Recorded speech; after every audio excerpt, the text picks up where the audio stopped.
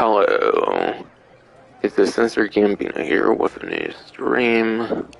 And in this stream, I'm going to be doing my Event Week stream for this week in Grand Theft Auto Online. But yeah, this time around, the new main addition is the Granger 3600LX. Pretty interesting vehicle in some ways. Of course, I'll be talking about it throughout the stream and stuff. Okay, what was that week spin? I don't feel I really did it week there, but okay. Didn't really want the vehicle anyways, though, so... Plus I probably wouldn't have got it even with the fast spin. Oh well, RP, really. Alright.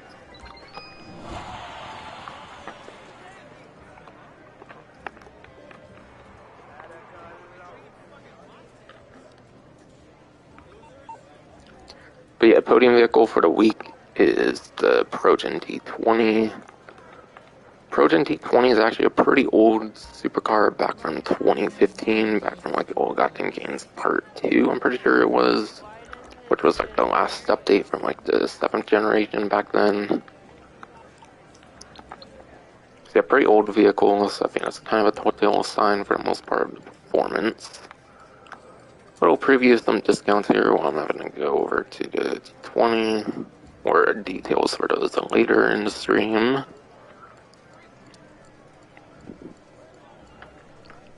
But yeah, by getting the Progen T20, we'll be saving $2,200,000 here. And the performance, not really that good. But yeah, it's at like at most 19th place, so I think it's more like 20th place now with the new like contract DLC supercars, and then for top speed. Top speed is apparently 29th place at best, but I think it's probably like 30th something now. I would imagine with the new contract DLC supercars into account, going off a roughly 132 spreadsheet. But yeah, it's not exactly updated with the contract vehicles. That's why I said more in like the 20th and like 30th placements for lap time and top speed respectively. So because it's outside the top 10, I wouldn't really say those like performances are really that good. Probably got above average on the lap time, but still nowhere within like the top 10 or anything, so I wouldn't really borrow it for performance. Hey, so I know you've been there. And yeah, just recently, within the last couple of days or so, did the Dr. Dre missions finally. They're pretty fun, no doubt.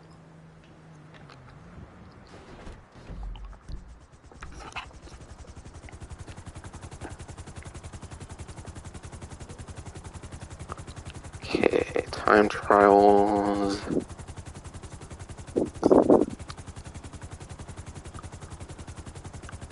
Still gotta find that regular one.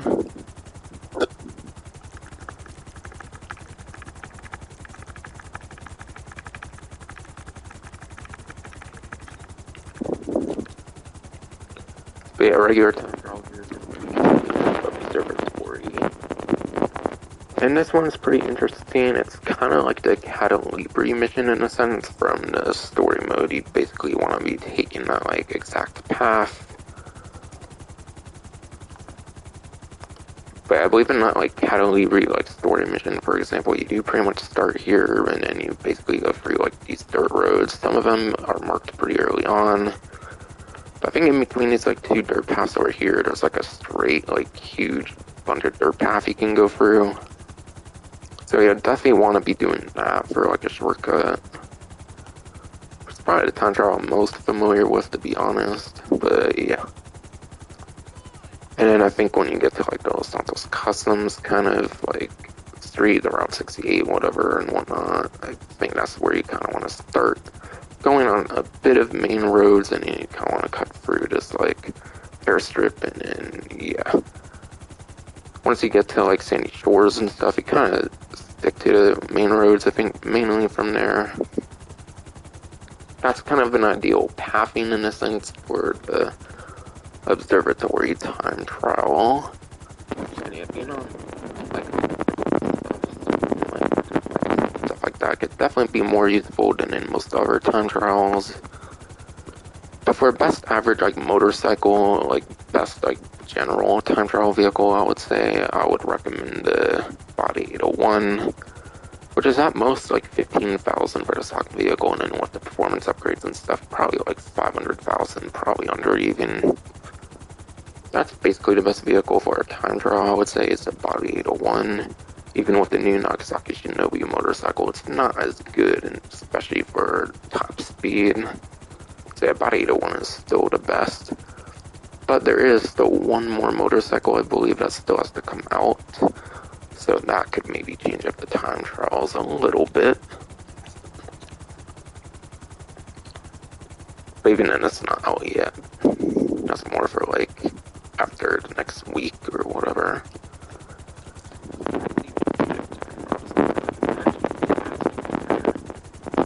Or station.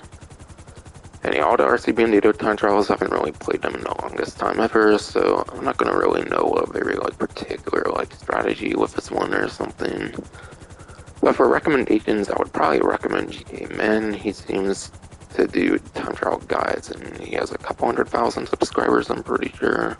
So I imagine they can be pretty reliable, and I believe they have commentary in them. Or if you want no commentary, there's, like, GTA series videos as another recommendation.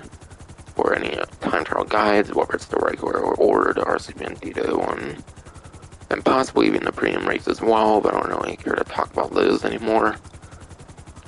Because the way they showed them on, like, this map is weird now. It used to, like, say the actual, like, race course and stuff.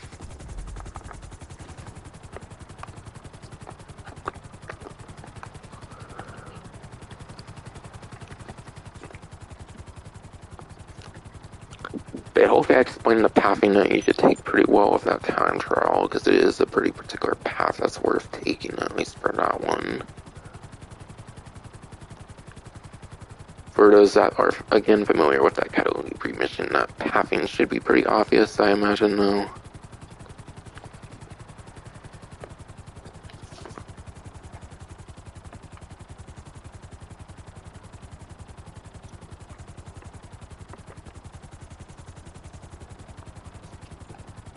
And yeah, so you do here, I'll be starting in, like, Army and going over stuff over there and whatnot.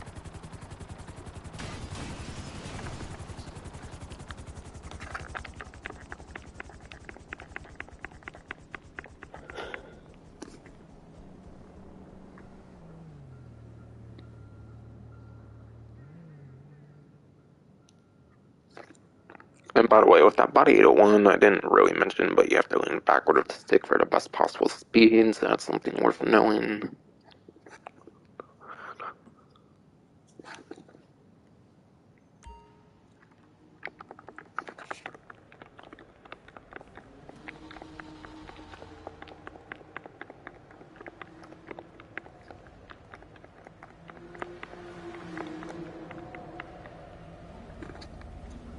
But yeah, going into some test track vehicles here, just to try to think of anything I can think of with these.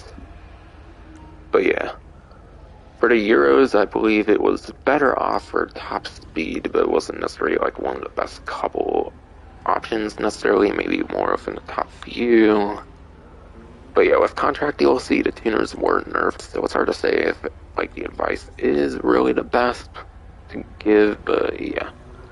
I don't recall the Euros being all that bad for top speed for, like, a street or a pursuit race in particular. So Euros could be an okay pickup, but you more so want a lap time, I imagine, for street races, pursuit races. So, you know, it's kind of an iffy pickup. And even then, I think Adjuster RR, at least before the nerf of the contract DLC with the original Los Santos tuners, it was the #1 top speed in the tuner subclass.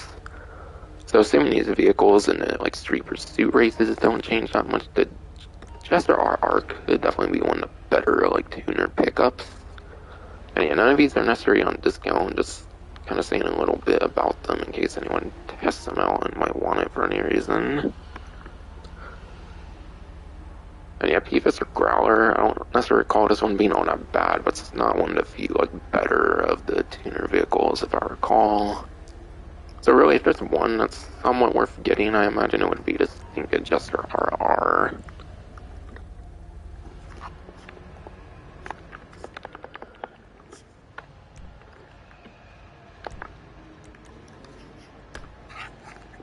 And yeah, prize art challenge here is for the Karen Previan this time around. And yeah, Karen Previan.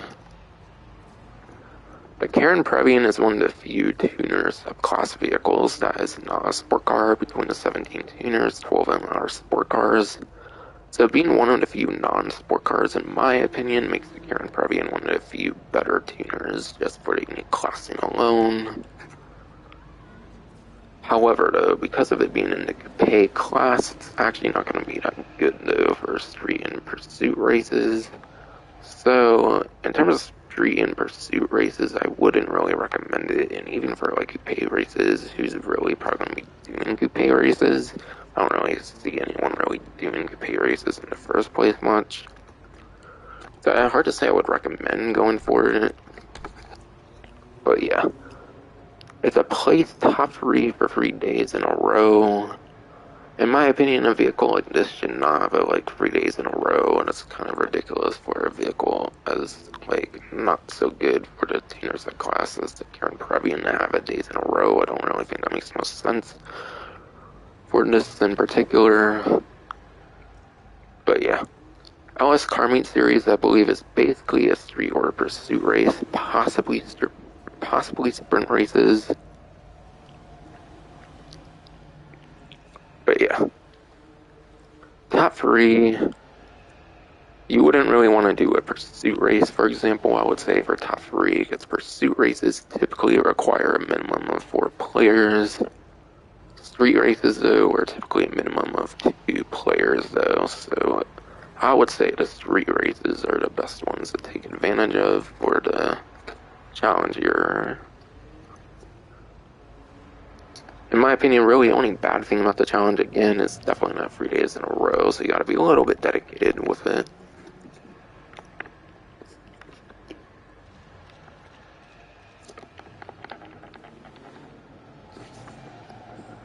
And yeah, from here, basically like money opportunities, like discounts, and yeah.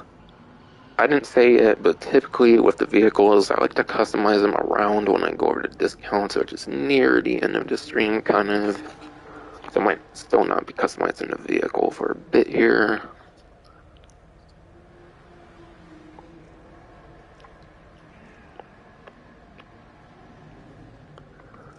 I try to talk about any like clothing, like monetary kind of like reward things that aren't necessarily tied to like the money opportunities here first. But yeah. I'll read the little paragraph here on the news wire because it's not the most easiest thing to talk about, at least right now, in the car meet and stuff, but yeah. And again, this game does not have like a benefit section like Red Down Line does, but yeah. Once you retrieve the tracks and bring Dr. Dre home, you will be rewarded with 2 times money in RP, plus the Los Santos fitted cap as a commemorative souvenir. This cap will be delivered to all eligible players by February 10th. So yeah, it will take a good bit for the clothing reward to deliver, it seems, so don't panic if you don't get it right away. But yeah, that's a Los Santos fitted like cap reward thing. I don't know if they've given it out before. I feel there's a good chance they did. So if you already have a Los Santos like cap, then you don't gotta really worry about that. I imagine they gave it all beforehand.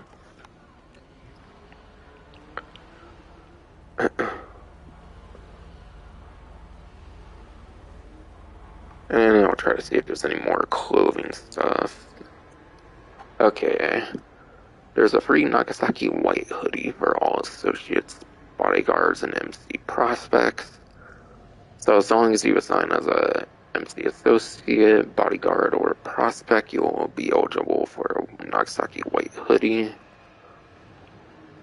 And it doesn't really say when that one gets delivered, but I imagine also maybe February 10th, like with the Los Santos fitted like cap or whatever. So that's a couple clothing things that are possible to obtain.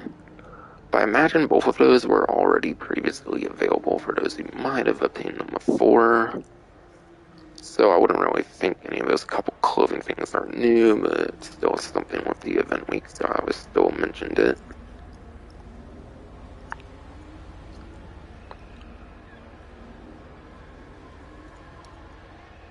And from there, it should be money opportunities and then discounts and then obviously customizing the vehicle. Probably like within the halfway point of those. So I'm actually going to go over to my agency here because this is actually a pretty big money opportunity. I might go over to pause menu ones first, but I want to get there regardless. So I don't gotta do it later.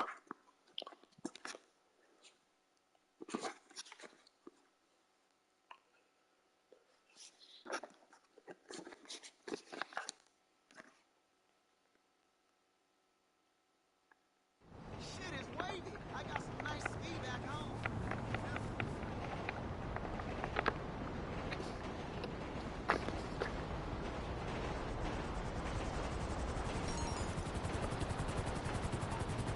Alright, South American imports maxed out. Must have a pretty good amount in there, I imagine, right now. Obviously not going to be selling that on stream. I'll probably do that sometime off stream. As long as it's like 1,000,000 or over. That's when I like to sell the nightclub stuff. I figured I'd mention that since that popped up.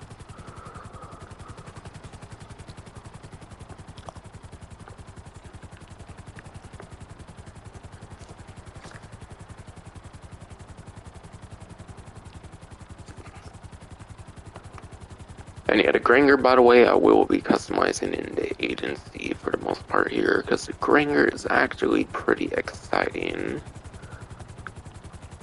Not exactly going to explain it just yet. I'll obviously get more to it when I get to it, but yeah.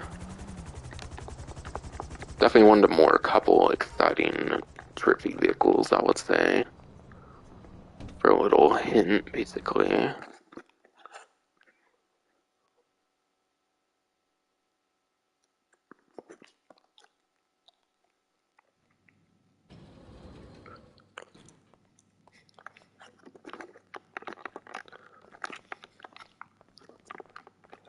What's up, boss? Stay safe, boss.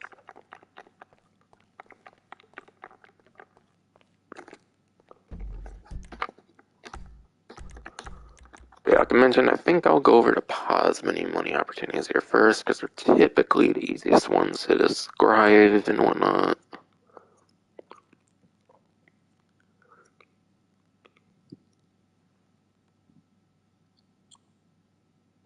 Okay.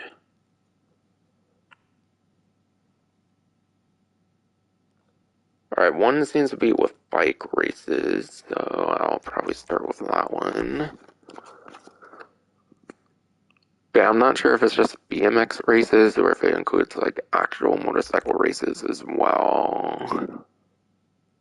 Alright, I think that's a dirt bike race, so I'm pretty sure it's both bicycle and then motorcycle races as well. So any bike race with the like bike icon, of course, will be a triple money in RP.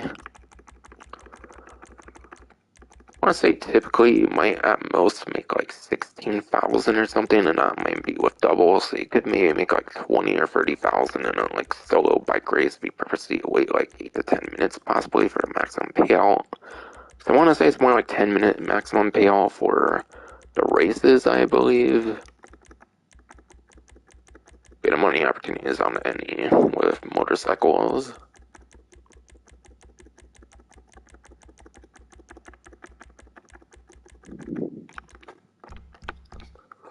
But it's definitely not going to be a very good money opportunity, even on a triple money, no doubt.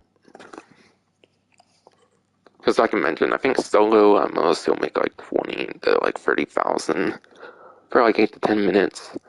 In my opinion, it's kind of just worth doing them solo. Because yeah, obviously if you're going to race with other players and stuff, like yeah, you could get lucky in a huge race with a lot of people and get first place or something.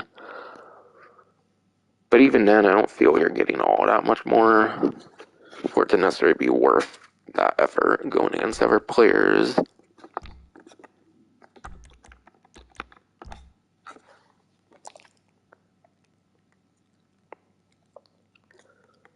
And the only other one that seems to be directly on this pause menu here is an adversary mode, and that is every bullet counts. And it includes any interior versions that are more permanent adversary modes in the game. So, like, for example, the bunker series, that's pretty much always in the game, so the one with bunker counts as well. Diamond Casino has that every bullet counts as well for the more interior versions of it that are more like permanently in the game. The ones that are not so permanent in the game is every bullet counts 1 through 4 here. But yeah, I think for like a month they brought back every bullet counts. So I think once it hits February, this might definitely be the last week for playing every bullet counts till it gets vaulted in the game again. This is a pretty limited time like mode they re-released essentially for the regular 4 maps here.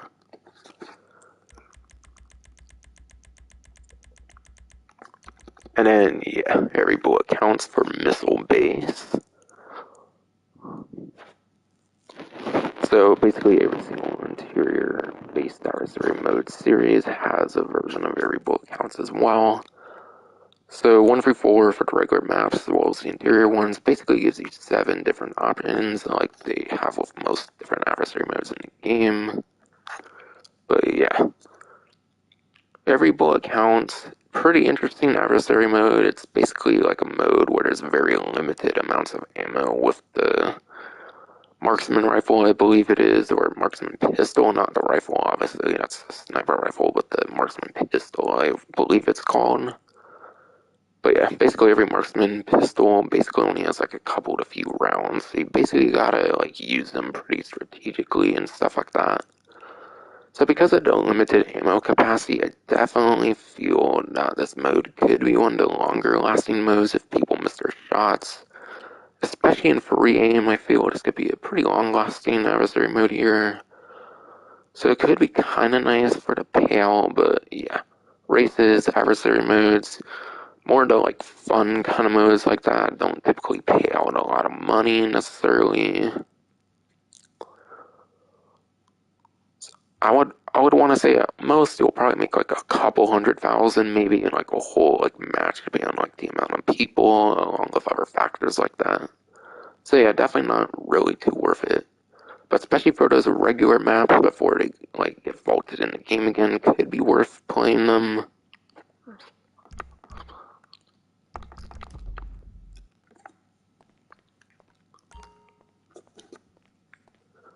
And yeah, next money opportunity. I know the computer doesn't like show it, but it should be on a money opportunity regardless, according to the sounds of the news wire.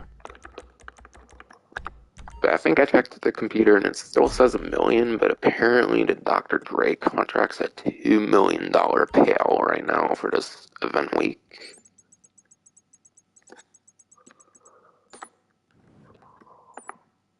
But yeah, for me it does say payment $1 million because yeah, I don't think they updated the like computer to say the $2 million.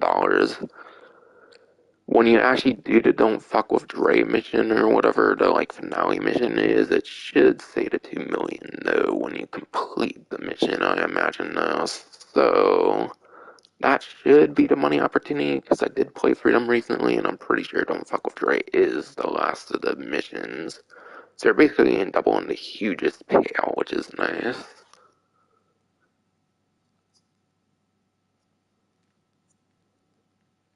But yeah, I'll read the thing because it doesn't really show it off the greatest necessarily. 2 times you get money in RP on the contract finale.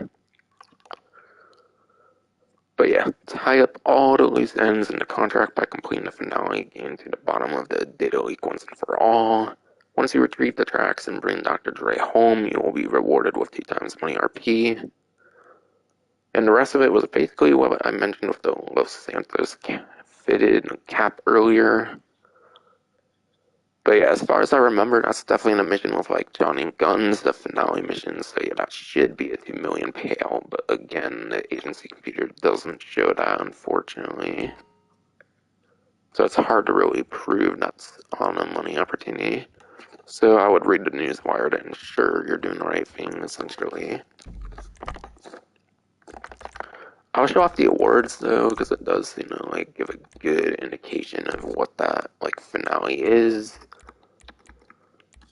And yeah, I definitely remember "Don't Fuck with Dre" is the one where you like killed Johnny Guns or whatever, the like finale person that basically kind of caused all of it, who actually has the actual phone, I believe. So it should be that one, the "Don't Fuck with Dre." That's the 2 times money RP, because that should be the finale. But yeah, $2 million payout, that's pretty huge. Definitely do not sleep on that $2 million payout. Like, yes, I believe it does take a couple hours to do the entire strain of Dr. Dre missions. It does typically take a couple hours, I believe. So it is a longer grind than Kyle Perico, so Kyle Perico might still be somewhat better than it. But because it's on a $2 million payout, apparently definitely go for it. Finally, an actual like competitor to Kyle Perico for once, for like a money opportunity. It's not that much worse than Kyle Perico necessarily, so I would personally recommend it. Definitely going to be the best thing to do, I would say, for the event week, because it should be a $2 million payout, as far as I understand. Even though the computer, again, doesn't show it properly.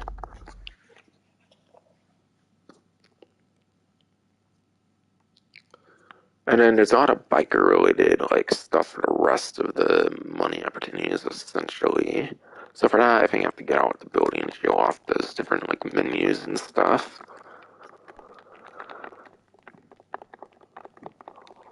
And I think one of them's at the actual clubhouse, so I'll probably just describe that with all that as well.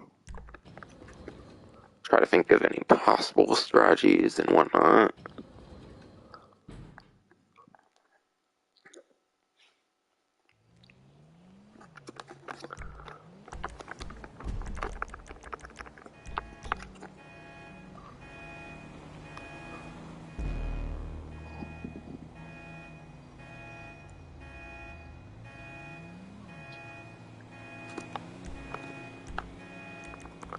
But yeah, trying to read a bit of what's on the like news wire, because yeah, again, no benefits section hard to really explain everything with just showing off gameplay alone. But yeah, some people are allergic to the punch clock grind of the 9 to 5 workday, preferring instead to make a living on the other side of the law. Luckily for these outlaws, the black market looking more bullish by the minute. Motorcycle club presidents can earn 2 times money RP on MC club work. So that's basically this here.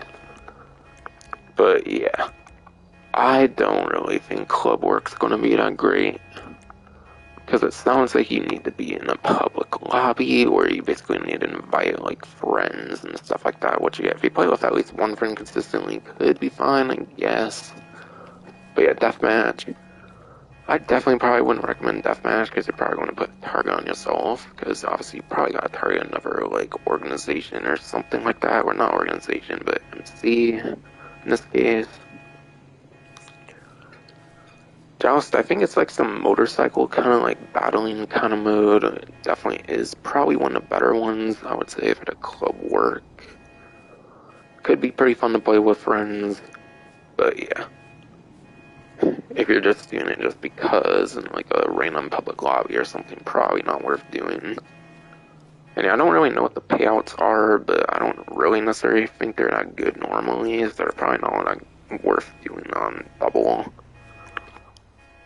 Because the ideas require for players don't typically have that kind of like thing, so I don't really know what these payouts would be. Stand your ground. I know lots of people in like pretty populated lobbies do kind of like this. It's kind of a like tryhard kind of mode or something. Tryhards seem to like to do it or something. But yeah, essentially you're kind of in like an area and you gotta like defend an area essentially.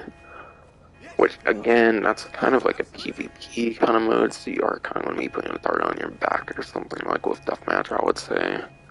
And Caged In, I think, like with Chalice, is definitely going to be one of the funner ones. And this one requires people outside of the MC. Whereas this one, you might need a friend or something in your MC. And Caged In, I think it's like the penned in free mode event. I think it's like a penned in free mode event, or at least there used to be, where you would have to like keep moving in like a moving area or something. So I think it's like something where you have to move in like a moving area that constantly moves and stuff like that. So I think Chalice and Caged In are definitely some a better couple. Definitely have to stand your ground. Those ones are probably just going to put a target on your head, essentially.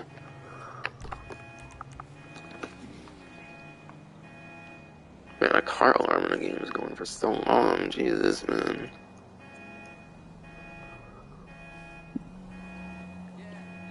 But yeah, doesn't suggest that club challenges have anything going on with them, unfortunately. But again, even if there was, you do also need other people in your like MC and stuff like that. So in my opinion, it's not anywhere near as worth doing as like VIP work, for example. Because at least VIP work you can do yourself pretty much for most of them.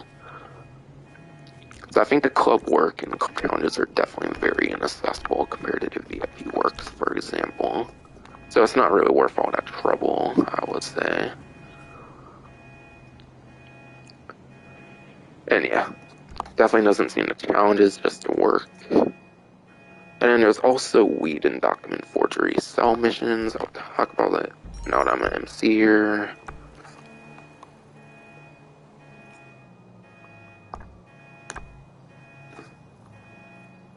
But yeah, document forgery and weed are on a 2 times money in RP, so there is a couple biker businesses on a double money in RP. But yeah, document forgery and then weed, I think, are actually the worst of the two. I think they're the worst of the two biker businesses in the game, though, so it's hard to really say it would be worth doing. Document forgery's been very worse, probably not worth doing. Weed, at least, I could kind of see kind of being worth doing. And weed and the document forgeries and the document forgery, as well as every other MC business, are actually passive businesses in the game. So because you can turn them passive, you don't have to source the supplies, you can also buy the supplies. Buying the supplies is definitely a lot more worth it, because you can make your money back through other money-making opportunities while it produces.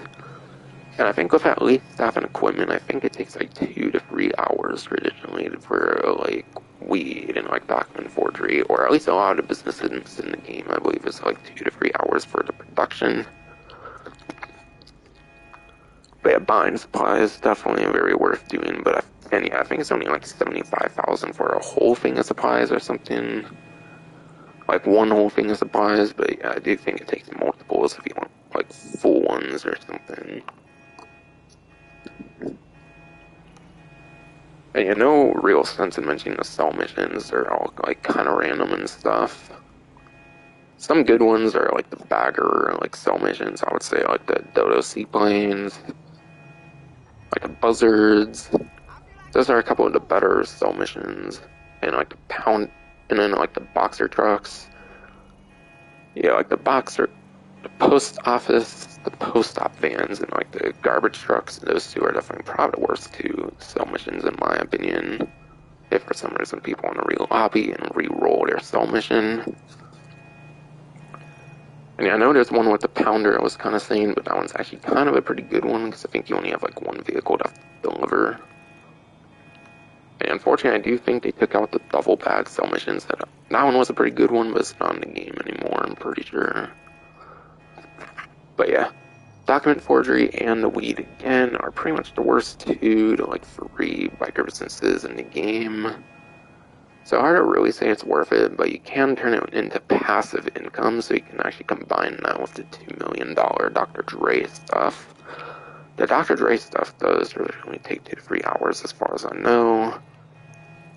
So that should be a good time to then check on your stuff once you're completely done with it.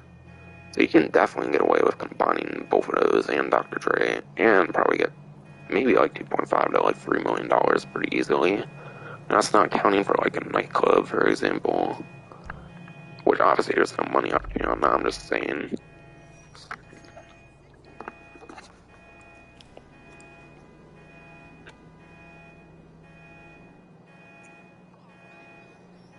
And yeah, that seems to be it for money opportunities, I believe. But every bullet counts. Bike races, MC club work, weed, document forgery, and then the contract finale for the Dr. Dre stuff. And yeah, by the way, I think there's like a couple more optional missions that I showed. I think there's like on course, and then there's one where you go to like FIB. I think those ones are more optional, so I think you can skip those. I think all you have to do is the leak missions, anything tied to those like different leak missions, and then the actual finale itself, I believe, for the most part. So it's probably like 10 to 15 things I think you have to do for the Dr. Dre finale on a replay at least. So I think a couple of them can be skipped with the on course and the FIB one, I believe. Again.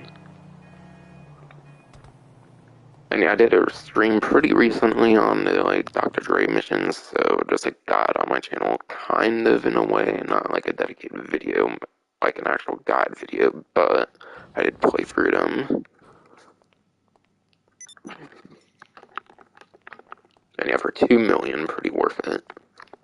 Looking good. So definitely do the Dr. Dre, and probably combine with document forgery and weed for the best possible money making for the event week. So pretty good money opportunities this time around, I would say, compared to other occasions.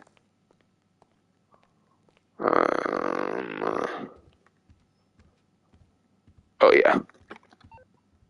I pretty much have to go into discounts now, so I'm actually going to be buying a new vehicle here. And this one's on Southern San Andreas Super Autos. I'm also pretty certain that this is the final Driffy vehicle for this website in particular. But yeah, this should finish Southern San Andreas Super Autos for the contract DLC. But I think there's one more legendary motorsport vehicle, and I want to say that's it, I think, for the remaining Driffy vehicles.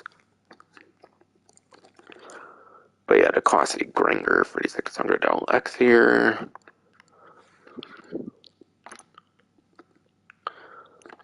But yeah, it's an 8-seater vehicle, which is pretty impressive. It's probably the most seating capacity, I want to say, in the contract DLC in total. Yeah, pretty much every other vehicle in the update is a 4-seater or less. So the Granger definitely has that huge pro of having that 8-seat capacity. And yeah, as you can see, you can get exclusive modifications at the agency vehicle workshop, which means it has the bullet-resistant windows stock. So if you just get the vehicle itself, but yeah, if you just get the vehicle itself, it will already have those bullet-resistant windows that can take like 15 to 16 pistol rounds, like assault rifle rounds, etc. And then you can also add like armor plating, look mines, machine guns, and like the Amani Tech stuff with the remote control unit and then the missile lock-on jammer. So with all that being said, it's definitely one of the more interesting vehicles of the update.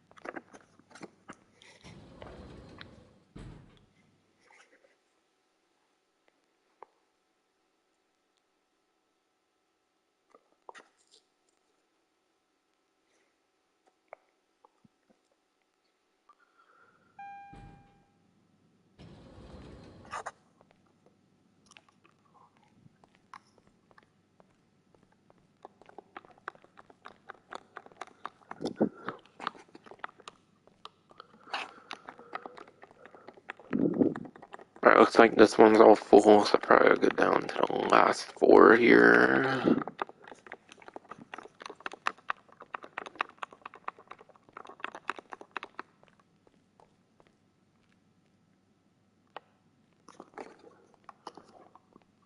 Bro, Mark's got his Emperor here, like, boy.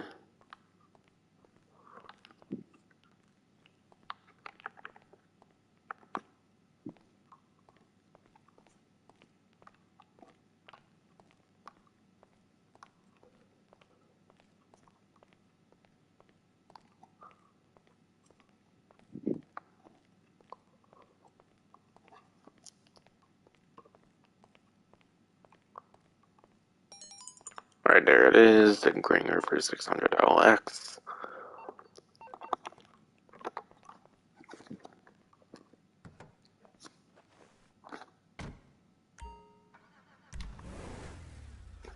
But yeah, this thing has 27 customization options here, and that's if you are in an agency.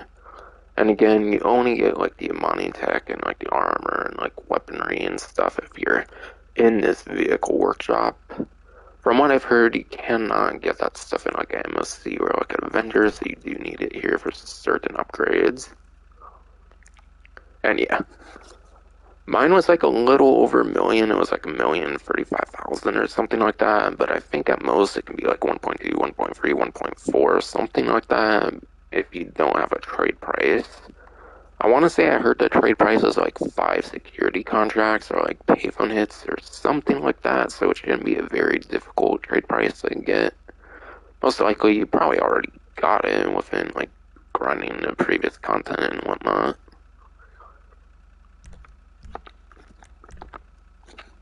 But yeah, again, I do believe you already get a little bit of explosive resistance, by the way, if you don't want to put this armor plating on for any reason. But I think it can still take like a couple homing missiles if you don't have armor plating. But you get most of your explosive resistance, obviously, with the armor plating. It seems to add a little bit to the grill, that's cool.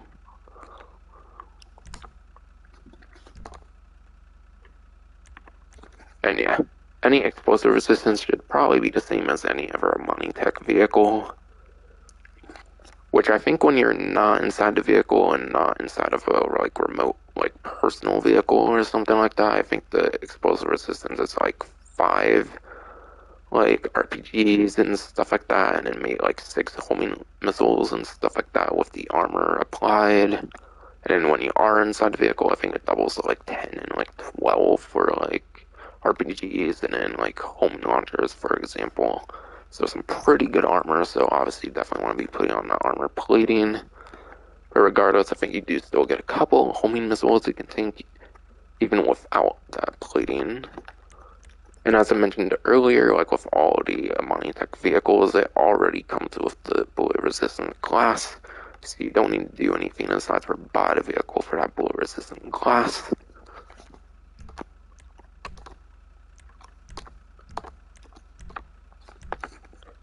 Alright, a couple bumpers here. Maybe definitely a little bit disappointing, but they're pretty cool regardless. Our rear has one more compared to front. A black primary, secondary.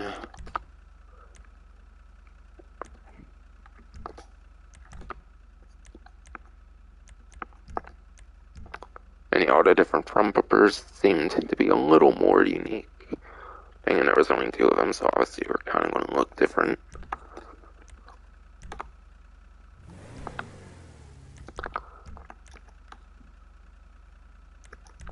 Alright, exhaust options, there's quite a good few to several. It looks like you're... And yeah, for those who don't know, you can do both the brakes and like the engine. And it will get rid of the smoke if you want a better look at them. But yeah, there's a stock one, a small bore exhaust, oval bore exhaust, slanted bore exhaust, side exit exhaust. You can do 2 of the side ones for the side exit exhaust. A oval bore, but with 2 small bore exhausts. So basically that first one, but with 2, and then dual slanted here. Basically like the 4th one or something there, but with 2. Me personally, I don't care too much. I'm just going to bottom option like I usually do. Quite a good feed of several hood options here. Street hood, vented hood, stripped hood, carbon stripe hood, and then, yeah, vented and stripped, but with carbon. And then there's also the street with carbon as well.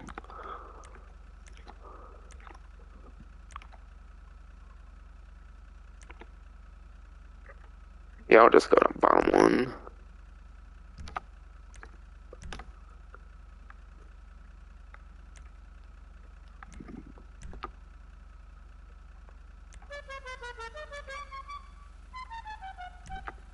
I'll just do a classical horn with 2, why not?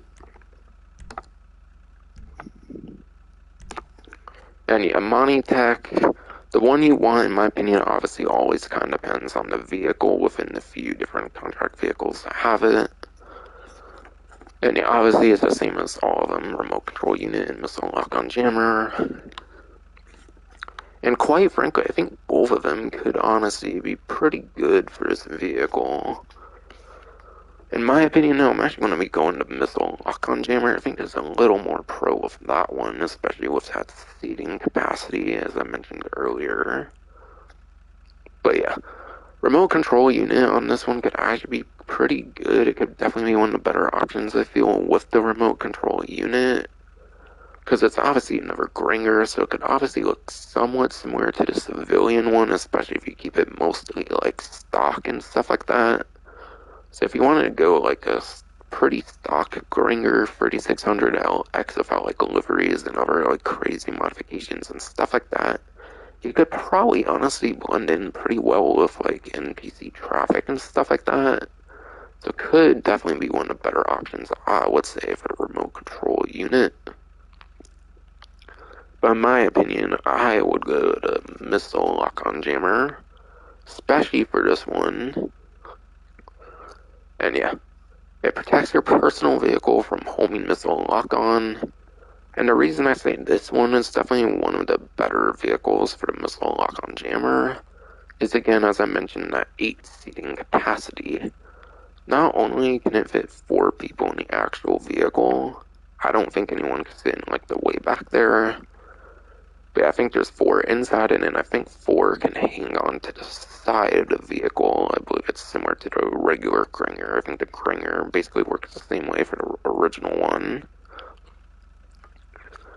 So because of that 8 seating capacity and also having that missile lock-on jammer, obviously I imagine it should still have that jammer on regardless of how many players are inside and whatnot.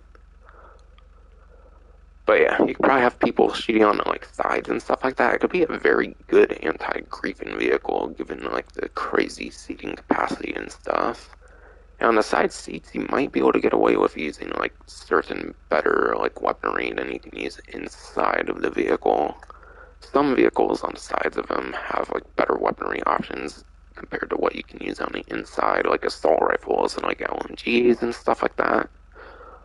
I could see that possibly being a thing with this vehicle, but not exactly sure what kind of crazy weaponry you can use on the sides, if there's any different weaponry you can use on the sides. I think I explained it pretty fine in a way, but yeah, I'm definitely going to missile lock-on jammer in case I have a lot of people that want to go in the vehicle with me or something. But like I said, I think both can definitely be pretty good on this vehicle. Because it's definitely one of the more civilian, like NPC kind of looking vehicles for that remote control unit, but also because it's the vehicle with the most seating capacity, it kind of gets the most like benefits from that missile launcher, that missile lock-on jammer.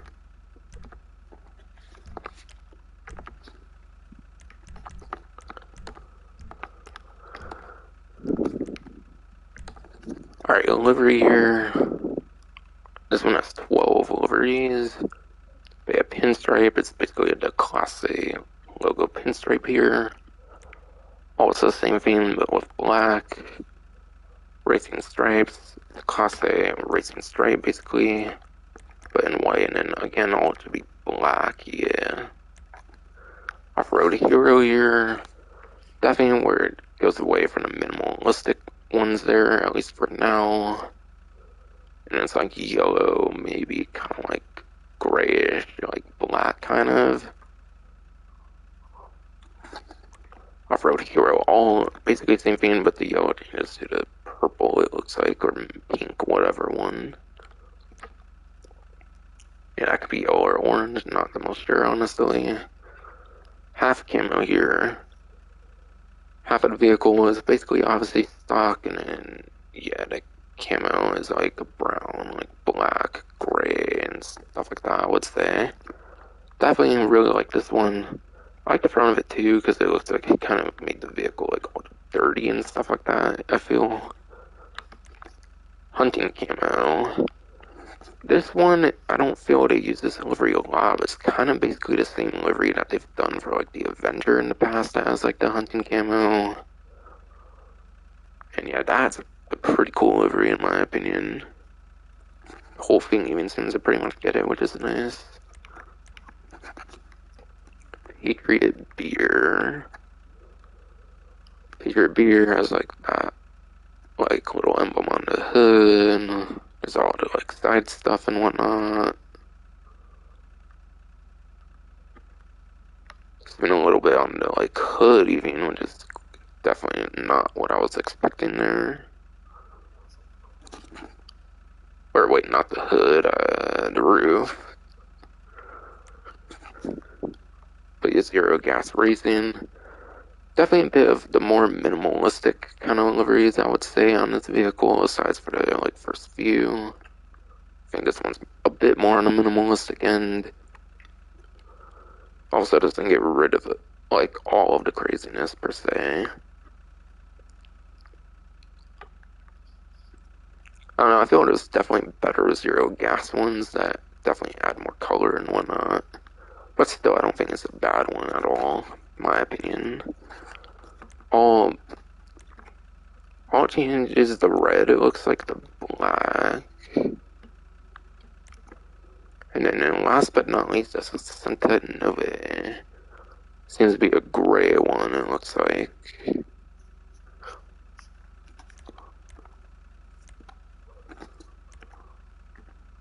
Or I'm definitely doing that.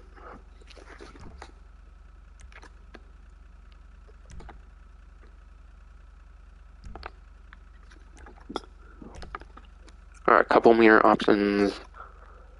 Carbon, primary, secondary. Though primary and secondary might not actually be primary and secondary when you have an actual like livery on there. Depending on the livery, it seems the livery takes priority there. I'll do secondary just in case. Few nose accessories here. Secondary wind deflector, primary as well. A plastic one even. And then a snorkel even. Snorkel definitely could be interesting for all I know. Certain vehicles with snorkels on them can actually go a little bit in water, but I want to say I heard that the snorkel doesn't let it go more in the water than it already can normally. I think usually the snorkel tends to work if it's like already on the vehicle, not as like a customization in most cases.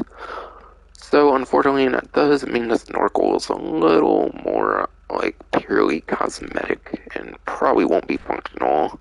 So really I wouldn't go for the snorkel expecting it to be able to go in a bit more water. It's probably just a cosmetic thing unfortunately. But certain vehicles it does actually work, I believe. So I might test that out.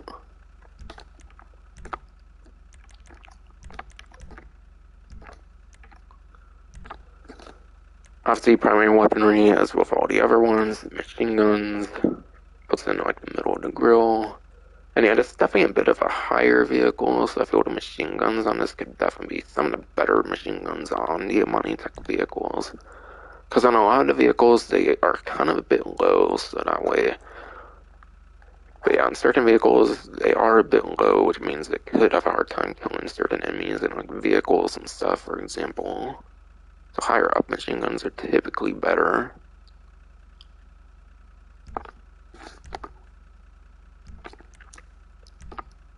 And you only really get to smoke mine with these.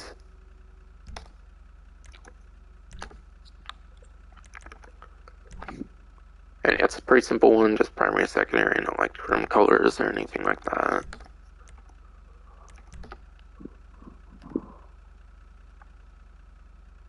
Honestly, I might go a gold theme, because typically on the Senta and Nove liveries, there can be gold on them a lot of times.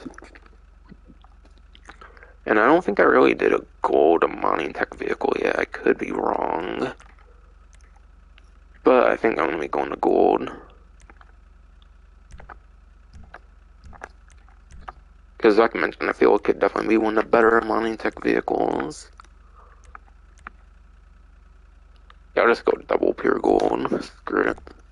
See, like I said, I don't think I did that yet on a money tech vehicle.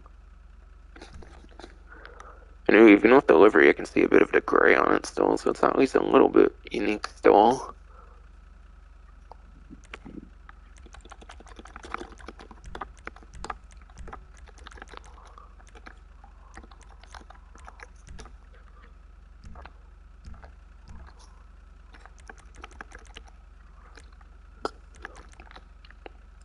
Alright, roll cage. Just the one padded roll cage. Just the one padded cage option.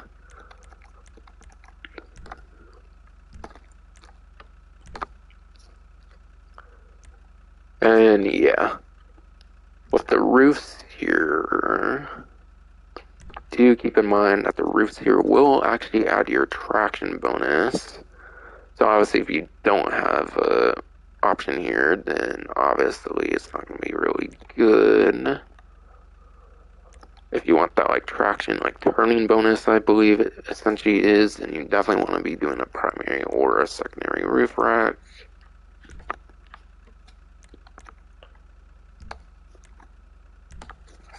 Roof mounted lights, and then roof light bar.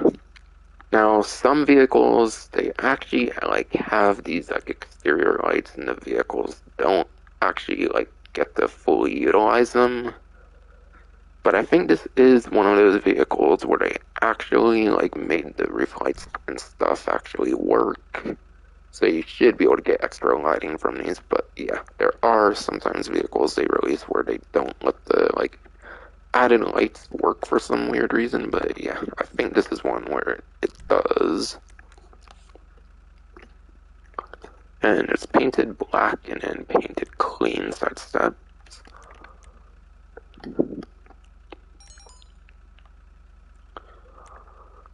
Which this one's basically the black one, but with the primary or whatever.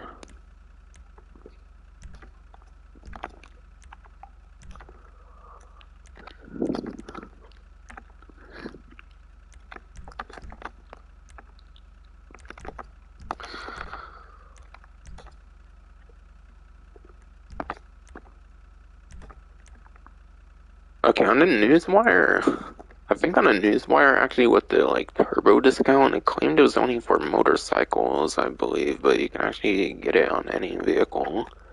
But yeah, I think on a newswire it falsely claims you can only get the turbo on motorcycles, but it seems every vehicle has a 50% off turbo, which is pretty huge.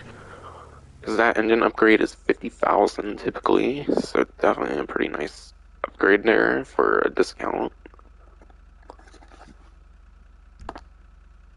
Yeah, so literally like the hugest speed upgrades, so definitely a nice one there.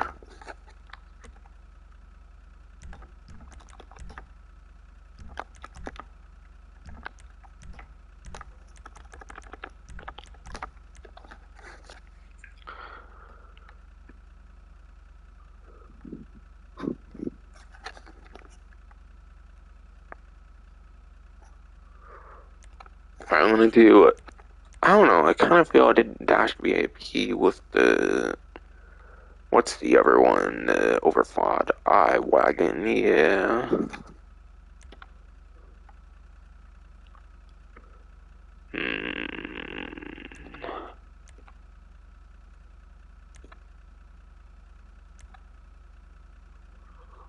Either the last speed baller or the sunrise.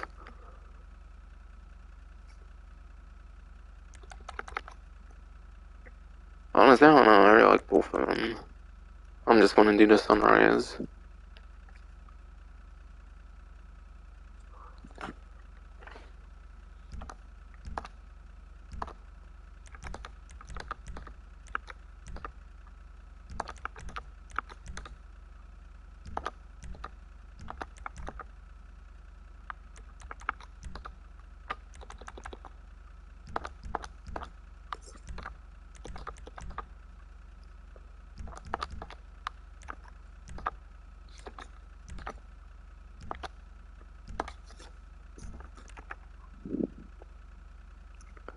Alright, should be complete asides for the colored headlights at the car meet.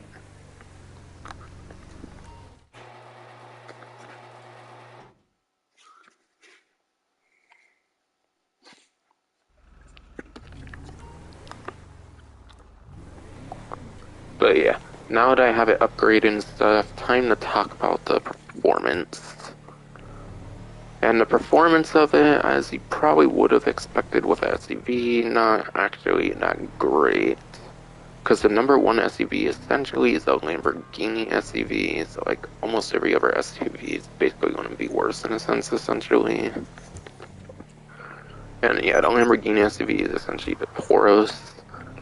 It's obviously not going to really beat the Tauros. Knock, knock. Don't want to do your DJ request. English Day, thank you very kindly. But yeah, this is a 14th place lap time apparently, and also a 34th place top speed. Lap time is not necessarily the worst, it's only like a couple few beneath the top 10, but because it is outside of that top 10, I don't really feel it's worth getting for the lap time. And top speed is 34th place, which, fun fact, is actually apparently worse than the regular Granger, which I guess since you can put like armor and stuff like that on there, it could make a little bit of sense.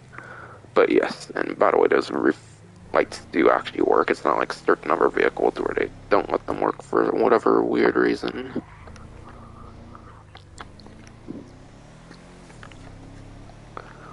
But yeah. 34th place top speed. That's one of the few worst top speeds of the SUV class. It's obviously not the way bottom, which the new iWagon from the previous week did dethrone whatever was worse before it. So the iWagon from this update is the worst top speed. This one's only like a couple feet placements better in terms of top speed. And yeah, 34th place at lap time, and got that from Ruffy1322 on his YouTube. So credit goes to him. That's who I watched for my lap time top speeds. And also, that's who made the like spreadsheet that I used essentially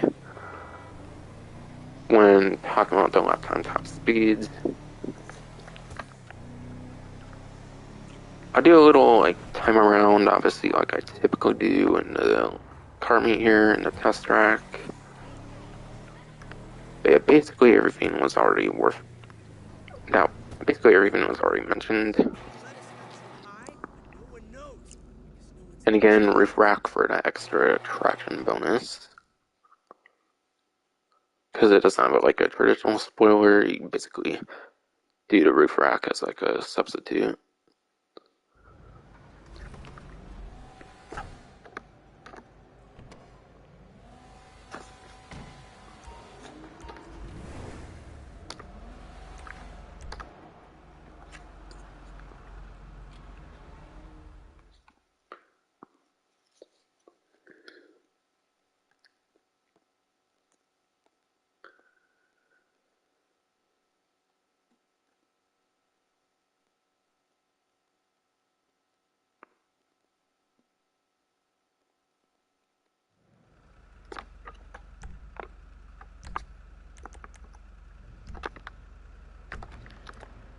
Oh, I didn't put the color daylights on. I'm doing that first, definitely. Checking out the complete look.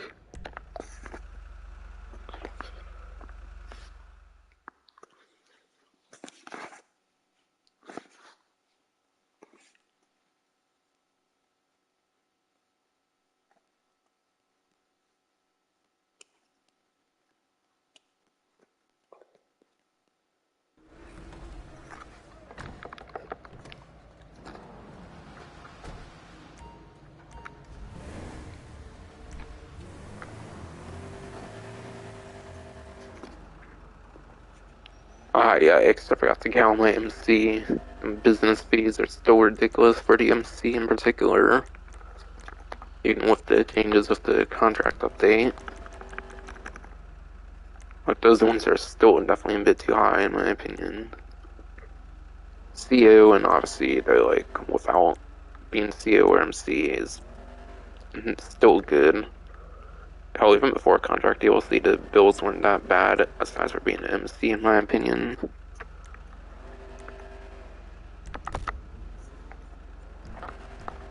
Alright, gotta see what I unlocked for 161.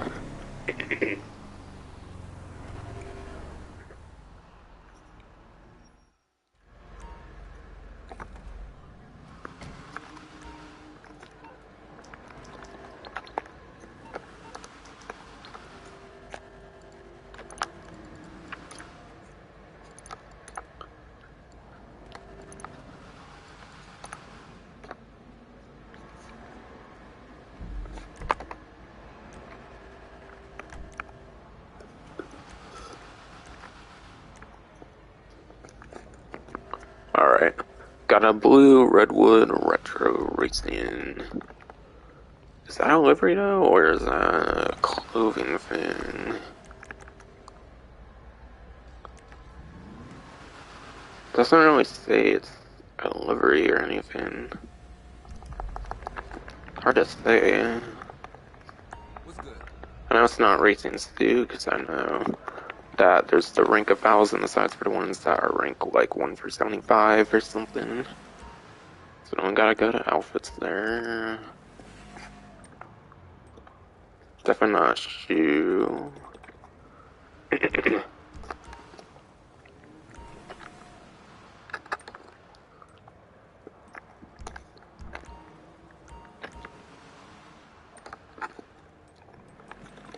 It's probably a livery though, to be honest. I'm just gonna make sure it's not clothing though.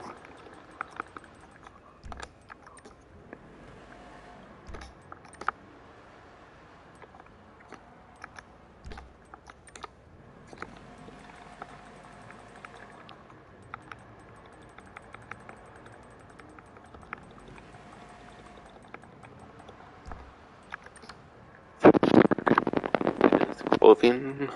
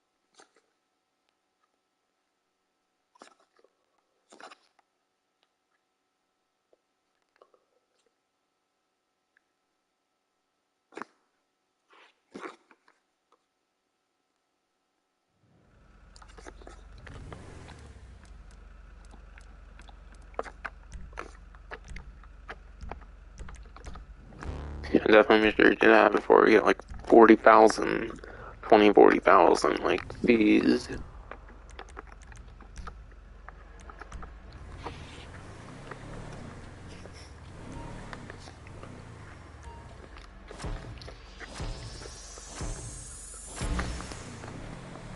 But again, I did not expect a Granger to be very good in performance, and it ended up with 14th place lap time, 34th place top speed, as I mentioned earlier from my source, Bruffy 152.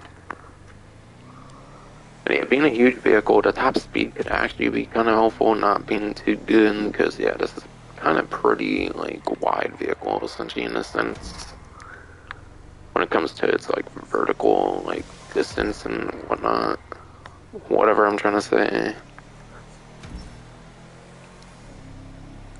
And yeah, obviously the number one in the SUV class, like I mentioned, is basically a Lamborghini SUV with a Taurus, so obviously I wasn't expecting much in performance in this one. So it's basically a better, like, Granger from day one of the game in a way.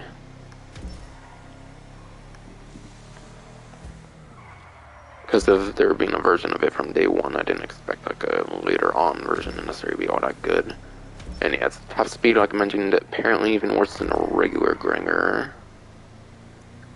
Should have at least had better top speed in my opinion than a regular like Granger, but yeah. I can kind of get a little bit of logic with it since you can put like armor and stuff on it. Yeah, it's a little way of trying to balance the vehicle a little bit.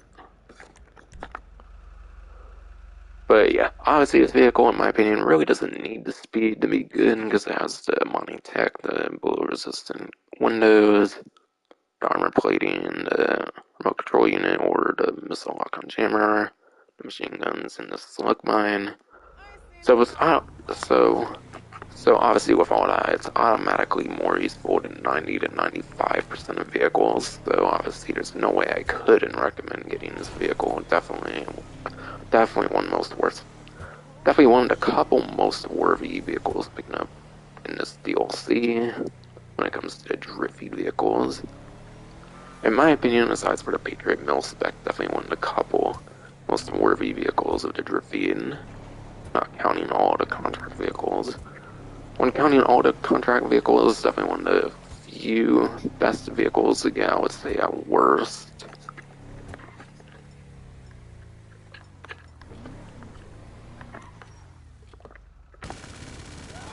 Yeah, these definitely seem to have actual good height in the game as well.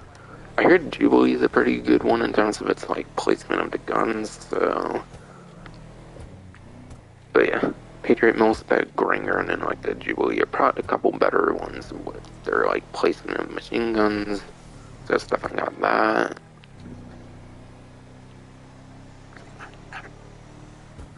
And again, like I mentioned, the missile lock-on jammer definitely probably much preferable than the remote control unit because of that lock-on being able to not be a thing with also that crazy seating capacity.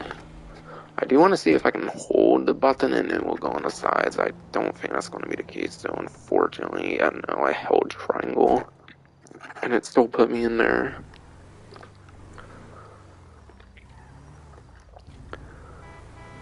But yeah, if you're on a side seat, you might get a little bit better weaponry you can use.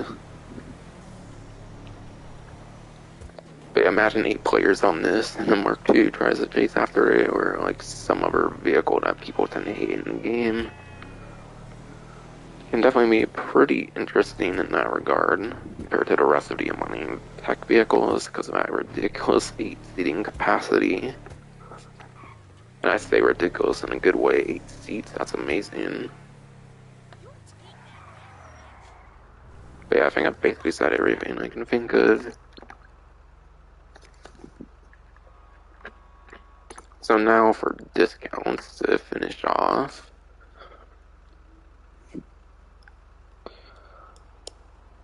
I was actually showing off earlier, there's the 50% off the turbo upgrades. You can definitely save some good money on turbo upgrades if you have a lot you need to do for any reason.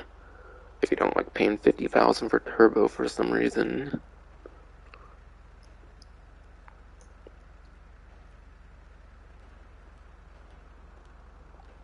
And yeah, there is some property discounts. But yeah, it's weird on the newswire, it says 50% turbo tuning on all motorcycles. Yeah, I was clearly still able to do on like a proper vehicle like a Granger. So it's not just for motorcycles, contrary to the newswire.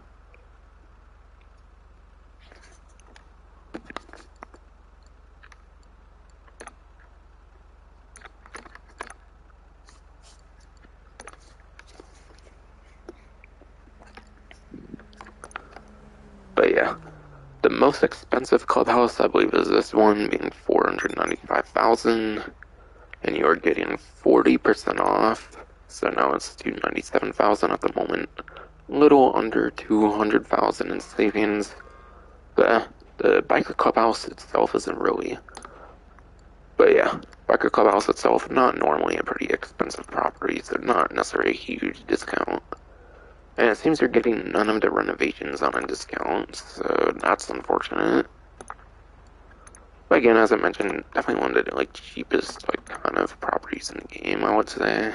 Normally, anyways, it doesn't really need those discounts, I would say. But why just do the property and not the renovations? It's weird in my opinion. Sometimes they do all of it, sometimes they do very particular things. I don't get it. But a biker clubhouse you need for those biker businesses. And yeah, even though the biker businesses are pretty dated now, being back from 2016 and stuff, there's obviously the way better nightclub for a passive business. And there's even the bunker, which is technically a better passive business.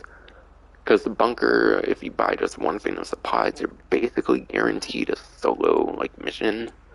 Whereas with the clubhouses, I didn't mention earlier what the businesses, even if you buy just one thing of supplies, you can still get free post-op vans and stuff like that. So just because you buy one thing of supplies doesn't guarantee you a solo sale mission like it does for the bunker, for example. So yes, there's better passive businesses like bunker and then the nightclub. But any passive business is basically just extra income you can get on an easy daily basis, essentially. All you gotta do essentially is buy supplies. You could even go to your master control terminal at the arcade. But the arcade has a master control terminal. You can just buy supplies there, where you can interact with every business essentially. Oops, wait, what? Insufficient funds? What did I think? I don't even think I bought anything, but okay. I don't think I bought anything. But yeah, any passive business is basically just going to add to the easiest income you can possibly make in the game.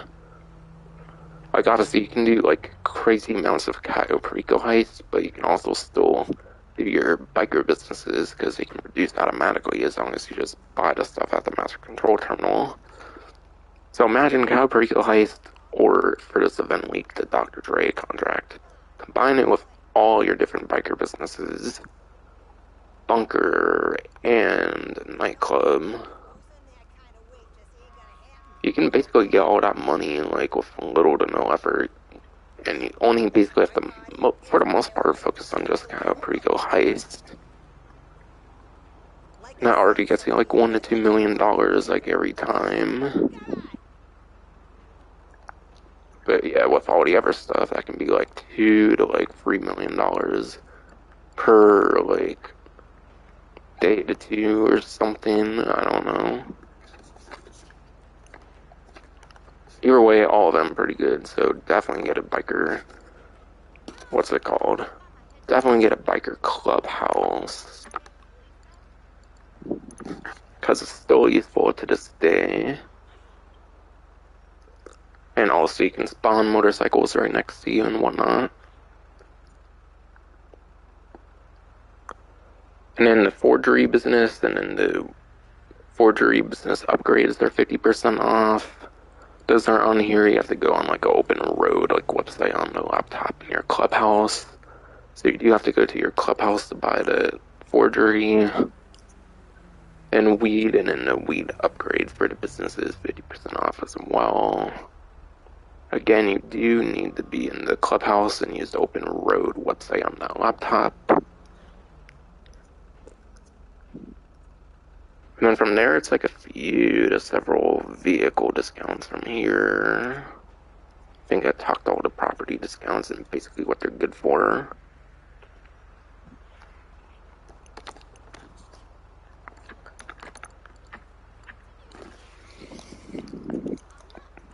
First, I need to see what websites they're on in the first place.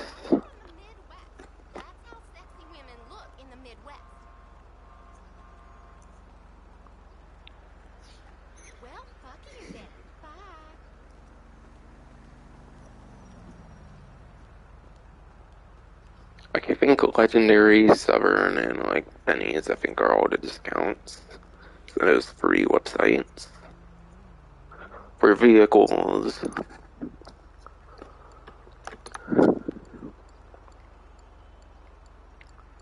But yeah, when you go on Benny's, there won't be a discount on here because these are just a stock vehicles. So any discount I talk about is just the custom versions here.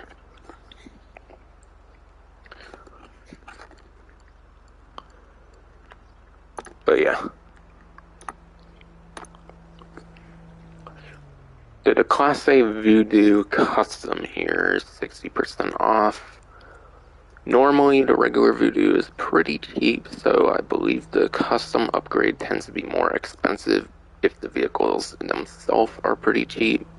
So because it's a cheap vehicle, pretty expensive upgrade price, 60% off would definitely be quite nice. But it's definitely not going to be a good performing vehicle, so only get it if you want the crazy customizations, which don't really need to explain that one because it's Benny's. It has amazing customizations if it's a custom vehicle in Benny's, essentially.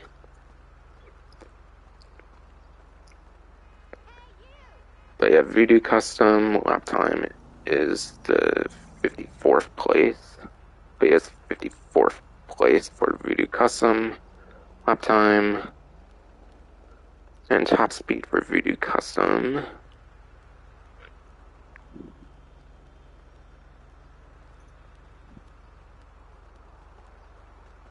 And top speed is 52nd place, so it's like 54, 52nd for muscle car class. Not good at all, obviously, for performance.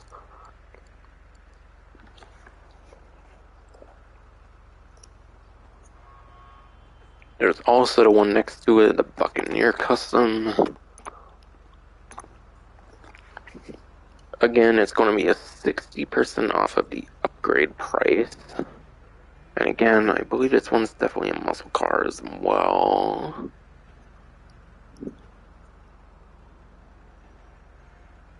Alright, yeah. So this one does perform significantly better than the Voodoo, but still not great for the muscle car class. But yeah, Buccaneer Custom for lap time is a 32nd place lap time for the muscle car class.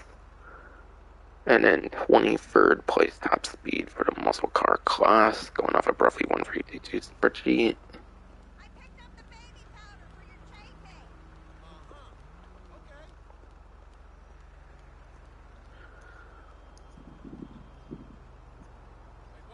Okay, so it's basically just kind of first two of the like Benny's vehicles essentially for the custom upgrade, 60% off for this website.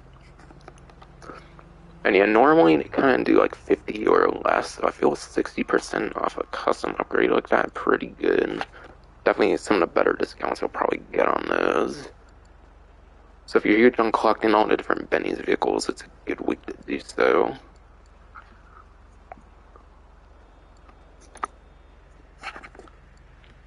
So I don't think you would get those for much better. But yeah, ENS Jubilee here, I believe, is on 30% because it's pretty recent. But yeah, 30% off the ENS Jubilee is one of the few vehicles, again, as the Amani tech, so machine guns, silk mines. Like I mentioned earlier, the machine guns is actually one of the best vehicles, if not the best vehicle in terms of the placement of the guns. But yeah, because of how high up the vehicle is, it tends to have an easier time to shoot people out of vehicles. So yeah, it's definitely one of the better Amani tech vehicles in terms of its attacking capabilities. But yeah, machine guns, silk mines, armor. And yeah. This one, I want to say I would recommend the, like, remote control unit, if anything. Like, yeah, it's kind of a... It's probably not a very, like, speedy SUV, so maybe because of its speed, the missile lock on jammer could be nice for that. But I feel it would fare pretty well as a, like, remote control unit vehicle as well. I feel it's got kind of a stockish kind of look to it in a sense. I don't know, I feel missile lock-on jammer could definitely be better on it, because it's probably one of the like slower money tech vehicles. So I don't know. Yeah, probably missile lock-on. Yeah, that's pretty much all that's worth mentioning on the Jubilee there.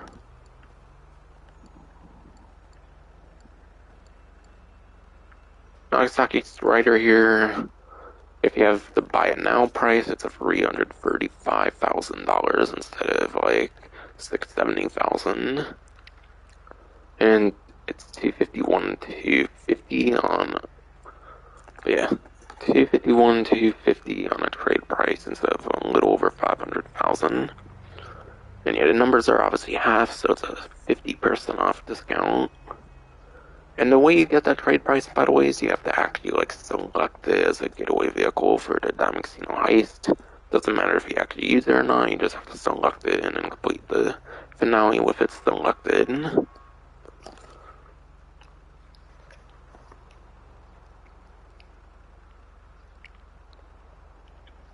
But yeah, I'll look into the performance here, but yeah, it's like a motorcycle, I would imagine. Alright, yeah. And the motorcycles in... Can't talk today much, damn it, but yeah. But yeah, the Strider is a 26th place lap time without any of the contract motorcycles into account. So not good for lap time necessarily. And top speed for the Strider is even worse, being 43rd place at minimum. But again, I think it goes down a bit because of the new Shinobi, obviously. And then there's another one coming out, probably most definitely next week. I think it's the last vehicle in the drifting. But yeah, no good performance, so you really want it for customization, any sort of like personal preference reason.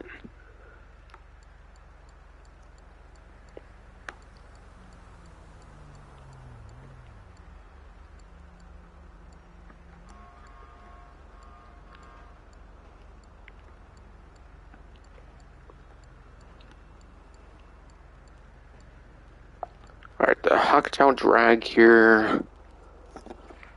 This one should be on a 40%, I'm assuming here.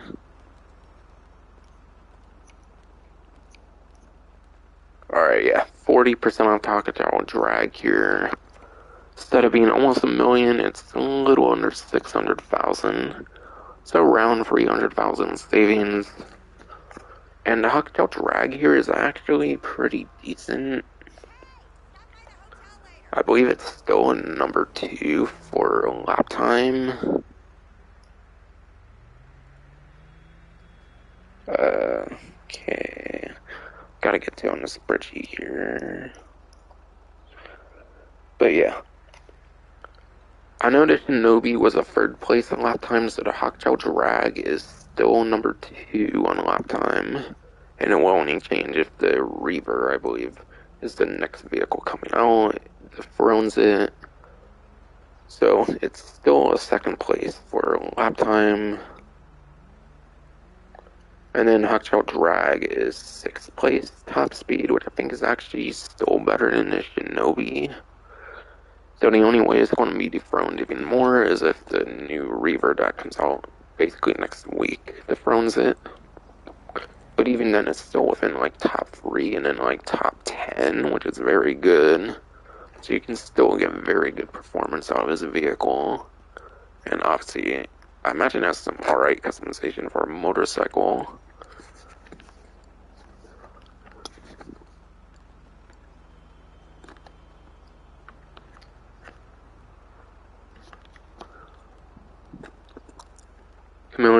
Chameleon's not on discount, just glitched up at the moment.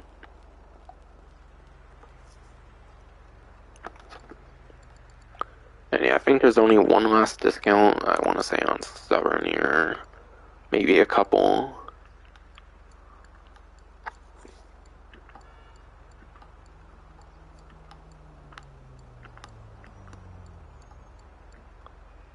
And yeah, I think it's the Vortex here, it's actually on discount. I don't know the amount though, because I have the Criminal Enterprise Starter Pack, and it's this like money icon on it though. So I actually have it for free because of the Criminal Enterprise Starter Pack. But I will still know the discount percentage because of the newswire.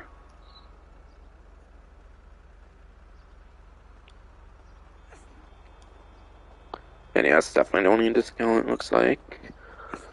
And yeah, it's half off, so should be under 200,000. So I gotta look for the performance here. And yeah, because it's a vehicle you can get for free for the Criminal Enterprise Starter Pack, I should basically already say it's not going to be good for performance, I imagine. Ooh, actually, the Vortex is a 10th place lap time now, I think, because of the new Shinobi, because I believe that was like 3rd place, so yeah. It's 9th place on the spreadsheet, but I think it's actually 10th place, so it's still at the bottom of the top 10. Could be under top 10 with the new release of the Reaver though, so it might not be good once this DLC's over for a lap time. And then top speed for the Vortex. Top speed for the Vortex. So, gotta find it here. Is the 18th place. I think it's now 19th place. So it might get into the 20th places for top speed by the end of the contract DLC. And depending on how good the Reaver does, this might be underneath like top 10 territory with this current update. Not right now, but when the Reaver comes out, it's a possibility. So, I don't know, this one might not be good anymore if it does get dethroned to like 11th place, because then it's out of that top 10, I would say is definitely the most worth using. And again, all that's from Ruffy1322's spreadsheet. But yeah. Couldn't talk very well, unfortunately, on the stream, so I hope things were described well and stuff like that. But yeah. This vehicle is super worth getting alone because it has the Amani tech. It doesn't even need any good like performance to be worth it when it's got weaponry and stuff like that. And for only a little over $1 million, if you got that pretty easy trade price, which I think is only like 5 security contracts or something like that. Very easy to get for a couple 100,000 less even. And yeah, again, because of that 8 seating capacity, it's definitely basically the best vehicle, I would say, for the missile lock-on jammer. I don't think any other vehicle is going to be better than this in terms of being a good vehicle for that missile lock-on jammer. Again, imagine 8 people in this, and then like a Mark II oppressor, whatever other like vehicle you hate in the game and whatnot, going against something like that. Like that'd be a pretty interesting PvP scenario, no doubt. But yeah, that will finally be it for this stream. Next stream will either be like the Reddit Online event, like week or month, whatever. Or maybe I'll bring back Vice City Definitive Edition. Because yeah, I was promising to bring it back maybe like around 10 days ago at this point.